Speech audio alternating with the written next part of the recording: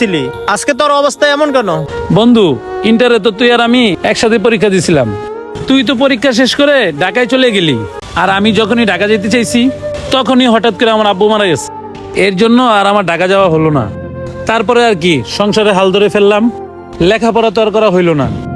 এখন আর কি করবো, এখন লেবারের কাজ কামি করি। হ্যাঁ বন্ধু, বুঝলাম। কোনো কাজে ছোট করে দেখতে নাই।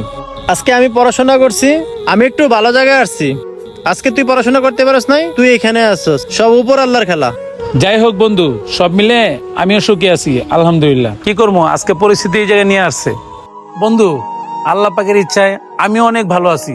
ছোট ভাই বোন রে লেখাপড়া করাইতেছি, আবার এখানে যে ছোট ভাইটা আছে ওরও আমি লেখাপড়া করাইতেছি। তারপরে আবার মাঝে মাঝে চলে আসে আমার সাথে কাজ করতে। আর সবকিছু মিলেই ভালো আছি আমি খুব। আমার জন্য দোয়া করিস একটু। আমার বোনটারে সামনে বিয়ে দিমু, এই জন্য আমি কিছু টাকা জমা করে রাখছি। আর একটু দোয়া করিস আমার বোনটারে যেন ভালো জায়গায় বিয়ে দিতে পারি।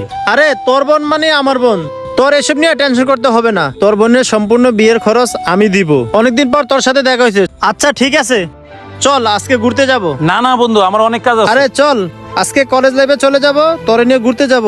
আয় চল। প্রকৃত বন্ধু তো তাকেই বলে যে বন্ধু হয়েও বন্ধুকে চিনতে পারছে। কারণ ছোটবেলার বন্ধু, এটা কি আর ভুলে যাওয়া যায়? আর আমাদের এই ভিডিও আপনার কাছে কেমন লাগলো? যদি ভালো লেগে থাকে তাহলে অবশ্যই লাইক কমেন্ট শেয়ার করে ফলো করে পাশে থাকবেন। সবাইকে ভিডিওটা দেখার জন্য ধন্যবাদ। নামাজ বাদ দিও না বন্ধু, এপারের থেকে ওপারের জীবন অনেক ভালো।